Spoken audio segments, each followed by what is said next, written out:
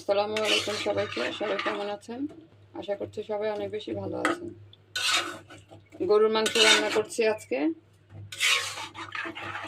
তো ম্যারিনেট করে নিয়েছি। এখন আমি একটু হাত দিয়ে আজকে মাখাচ্ছি না, খুরচান দিয়েই মাখাচ্ছি। ভালো করে একটু মশলাটা মাখিয়ে নিচ্ছি। চুলার উপর বসিয়ে রেখেছি, কিন্তু চুলাটা এখনো অন করিনি। তো চুলাটা এখন আমি একটু অন করে দিচ্ছি। চুলাটা অন করে দিয়েছি। চুলার আঁচটা আর কি এখন একটু বাড়ানো আছে, 5 মিনিট বাড়ানো থাক, তারপরে কমিয়ে দিব। তো এখন একটু ঢেকে দিব যেন তাড়াতাড়ি বলক এসে পড়ে। ঢেকে দিলাম।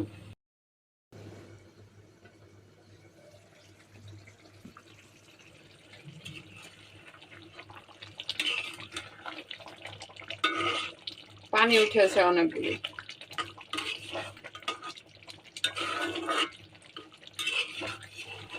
মাংসটা ভালোই মোটামুটি সেদ্ধ হয়ে গেছে।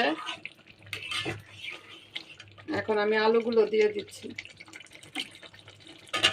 মাংসের মধ্যে আলুটা বেশি দিয়ে থাকি, কারণ কি ছেলে মেয়ে মাংসের যে এই যে আলুটা, সেটা ভালো লাগে আমাদের কাছে সবারই।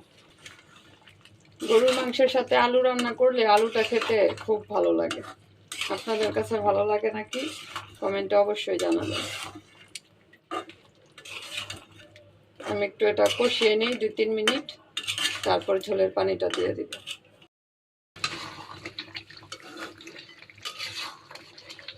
মাংসটা একদম ভালো করে কষিয়ে নিয়েছি।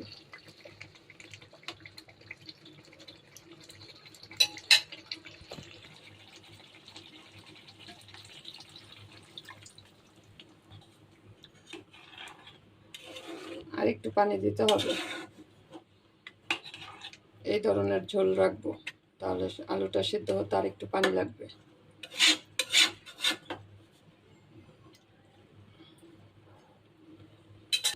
পানি দিয়ে দিয়ে আর অল্প একটু পানি দিয়ে দিব।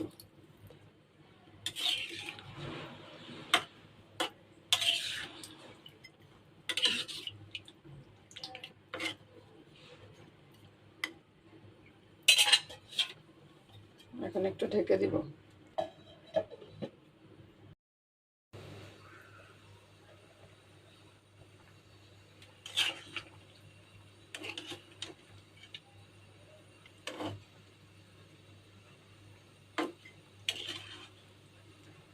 হয়ে গেছে তরকারি।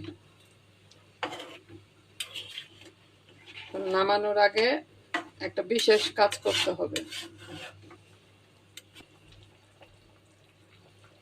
কাঁচামরিচ দিয়ে দিলাম, আর ভাজা জিরার গুঁড়া দিয়ে দিচ্ছি। এটা হলো একটা বিশেষ মশলা, যেটা গরুর গোশতের টেস্ট আরো বেশি একটা বাড়িয়ে ফেলে, আর আমার তো খুবই ভালো লাগে। আমি জিরাটা কিন্তু প্রথমে দেইনি, এই আমি এখন নামানোর আগে দিলাম। তো আমার রান্না কমপ্লিট। ভিডিওটা আপনাদের কাছে কেমন লেগেছে অবশ্যই কমেন্টে জানাবেন। গরুর মাংস পছন্দ করে তো সবাই, আর বিশেষ দিনে রান্নাও করে সবাই। তো আজকে আপনাদের কাছে আমার রান্না কেমন লেগেছে কমেন্টে অবশ্যই জানাবেন। কমেন্টে অবশ্যই জানাবেন আপনাদের কাছে কেমন লেগেছে। গরুর মাংস খেতে তো ভালো লাগে আমাদের সবার কাছেই, তবে কারো কাছে ভুনা, কারো কাছে কষা ভালো লাগে।